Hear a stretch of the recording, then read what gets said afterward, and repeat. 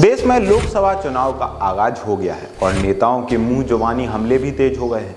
चुनावी माहौल में विवादित बयान से लेकर नारे तक मुद्दे बन जाते हैं और किसी पार्टी को फायदा तो किसी को इसका नुकसान झेलना पड़ता है। विपक्षियों के बयान को बीजेपी ऐसा मुद्दा बना लेती है जिससे खुद विपक्षी दलों के नेता घिरते नजर आते हैं। मोदी का परिवार नहीं से लेकर 56 इंच का सीना तक कुछ ऐसे ही बयान हैं जिन्हें बीजेपी ने मुद्दा बनाकर कैंपेन चलाया। आइए जानते हैं विवादित बयान की शुरुआत से लेकर बीजेपी के नारे बनाने की कहानी तक। मोदी का परिवार, तारीख थी 3 मार्च 2024, जगह पटना का गांधी मैदान।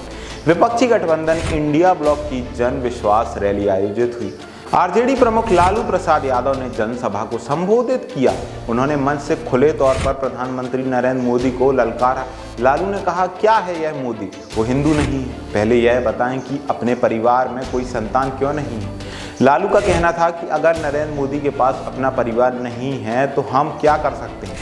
लालू के इस बयान पर प्रधानमंत्री नरेंद्र मोदी ने अगले ही दिन तेलंगाना की रैली में पलटवार किया।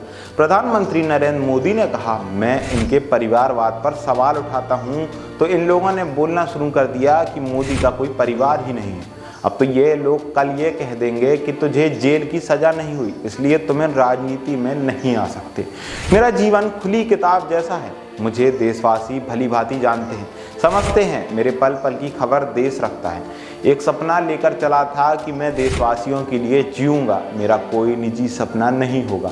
आपके साथ आपके सपने भी मेरे संकल्प होंगे। मेरा भारत, मेरा परिवार को लेकर मैं सपनों को संकल्प के साथ सिद्ध करने के लिए आपके लिए जी रहा हूँ, आपके लिए जूझ रहा हूँ और आपके लिए जूझता रहूँगा।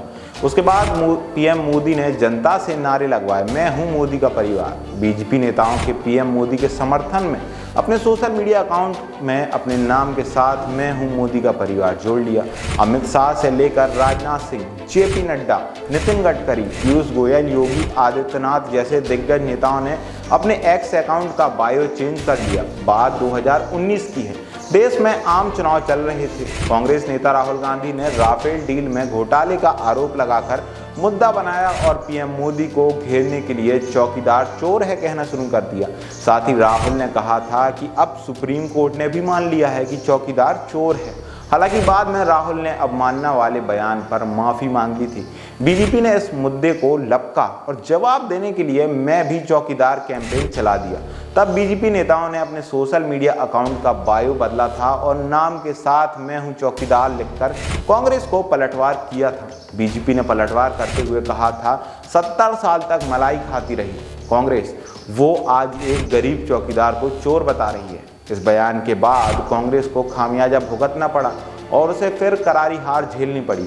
2014 में भी यही हुआ था। 2014 का आम चुनाव था। जनवरी में वाराणसी में सपा की रैली थी। तत्कालीन सपा प्रमुख मुलायम सिंह यादव ने संबोधित किया। मुलायम ने मोदी को चुनौती दी थी और कहा था, मोदी यूपी को गुजरात बनाना चाहते हैं। मैं उनसे पूछना चाहता हूं कि वो यहाँ करना क्या चाहते हैं? क्या वे यहाँ भी कत्लेआम करना चाहते हैं? मुलायम ने आगे कहा, क्या अब उन्हें बीजेपी कोई और नेता नहीं मिला? एक ऐसे व्यक्ति को पीएम पद का प्रत्याशी बना दिया जिसके हाथ खून से रंगे हुए हैं, अत्याचारी है, जिसमें इंसानियत ही नहीं है। जिसमें इंसानियत नहीं, वो देश चलाने का सपना देख रहा है। मुलायम सिंह यादव के इस बयान पर नरेंद्र मोदी ने गोरखपुर की रैली में पलटवार किया। मानवेल की रैली में मोदी ने कहा, वाराणसी की एक रैली में नेताजी ने मुझे चुनौती दी है और कहा है कि वो मोदी को उत्तर प्रदेश को गुजरात नहीं बनाने देंगे। नेताजी, क्या आप यूपी को गुजरात बनाने का मतलब जानते हैं? इसका मतलब है 24 घंटे बिजली और 10% कृषि विकास दर, हर गांव और गली में 365 दिन बिजली कटौती नहीं। नेताजी सच कहते हैं, आप उत्तर प्रदेश को गुजरात नहीं बना सकते। इसके लिए 56 इंच का सीना लगता है। भीड़ की जोरदार तालियों और नारेबाजी के बीच 56 इंच का सीना चुनावी ट्रेंड में आ गया। बीजेपी ने पूरे चुनाव में अभियान चलाया। 2014 में मोदी के खिलाफ जिस बयान ने सबसे ज्यादा तुल पकड़ा वो कांग्रेस नेता मणिशंकर अय्यर की टिप्पणी थी।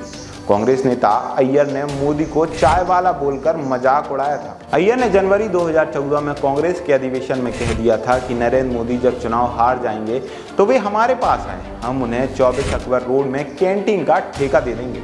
इस बयान का असर दूरगामी पड़ा। तब प्रशांत किशोर मोदी का कैंपेन चला रहे थे। और चाय वाला को ऐसा ट्विस्ट दिया कि पूरा माहौल ही मोदी के पक्ष में चला जाए और ये मुहिम सफल भी रही। पूरे चुनाव प्रचार के दौरान बीजेपी ने कांग्रेस नेता मणिशंकर अय्यर के बयान को अपना हथियार बना लिया, जो काफ़ी कारगर साबित हुआ और कांग्रेस को अब तक की सबसे बुरी हार का मुंह देखना पड़ा। नतीजे आए तो बीजेपी को पूर्ण बहुमत मिला। कांग्रेस 44 सीटों पर सिमटी। मध्य प्रदेश की रैली में दिया था अब की बार 400 पार का नारा। विपक्षी ने 28 दलों के साथ नया अलायंस बनाया, नाम दिया इंडिया। उत्तर से लेकर दक्षिण तक क्षेत्रीय दलों को जोड़ा और बीजेपी को घेरने की पुरजोर रणनीति का काम शुरू कर दिया। तो जवाब में बीजेपी ने पहले अपने अलायंस एनडीए को मजबूत किया और क्षेत्रीय दलों और उनके नेताओं को पार्टी में शामिल किया। उसके बाद पीएम मोदी ने आगामी लोकसभा चुनाव का एजेंडा भी सेट कर दिया। पीएम ने फरवरी में मध्य प्रदेश की रैली में अब की बार 400 पार का नारा दिया और यह बताया कि कैसे टारगेट को हासिल किया जाए। पीएम मोदी ने कहा कि हम उन पोलिंग बूथ को चिन्हित करें जहां पर कमजोर है या पिछली बार कम वोटिंग हुई, ऐसी जगहों पर जाएं और वोट प्रतिशत बढ़ाने पर काम शुरू कर दें। पीएम मोदी ने कहा कि मोदी की गारंटी पर देश का भरोसा है। उन्होंने कहा 400 पार का नारा हमने नहीं, जनता ने दिया है। नवंबर 2023 में 5 राज्यों में विधानसभा चुनाव थे। पीएम मोदी ने प्रचार अभियान को कमान संभाली और लोगों में भरोसा जगाने के लिए मोदी की गारंटी का नारा दिया। चूंकि बीजेपी ने किसी राज्य में सीएम फेस का ऐलान नहीं किया था, यहाँ तक कि मध्य प्रदेश में सिटिंग सीएम शिवराज सिंह चौहान को भी आगे नहीं किया।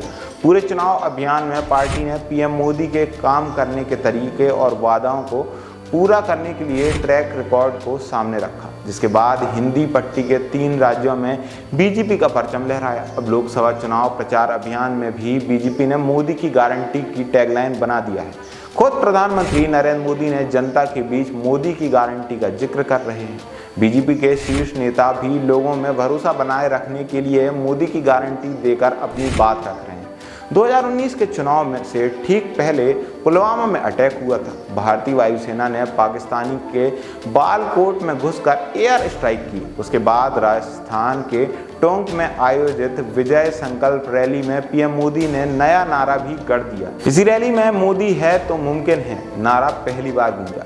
पीएम मोदी का कहना था, आज जवानों की शहादत पर आंसू बहाने वालों के मुंह से ऐसी बात शोभा नहीं देती। हमारी सरकार ने 1 रैंक 1 पेंशन लागू किया।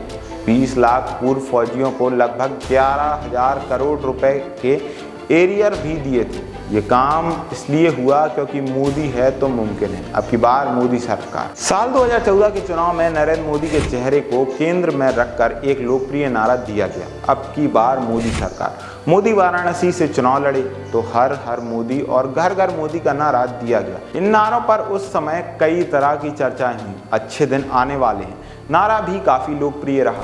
कांग्रेस ने इसके जवाब में हर हाथ शक्ति, हर हाथ तरक्की और कट्टर सोच नहीं युवा जोश जैसे नारे दिए। इस चुनाव में सत्ता बीजेपी के पास चली गई और नरेंद्र मोदी फिर प्रधानमंत्री बने। तो यही था आज की इस वीडियो में। अगर आपको हमारी वीडियो पसंद आई हो तो वीडियो को लाइक करना और दोस्तों चैनल को सब्सक्राइब जरूर करें। यही था आज की इस वीडियो में। वीडियो देखने के लिए धन्यवाद।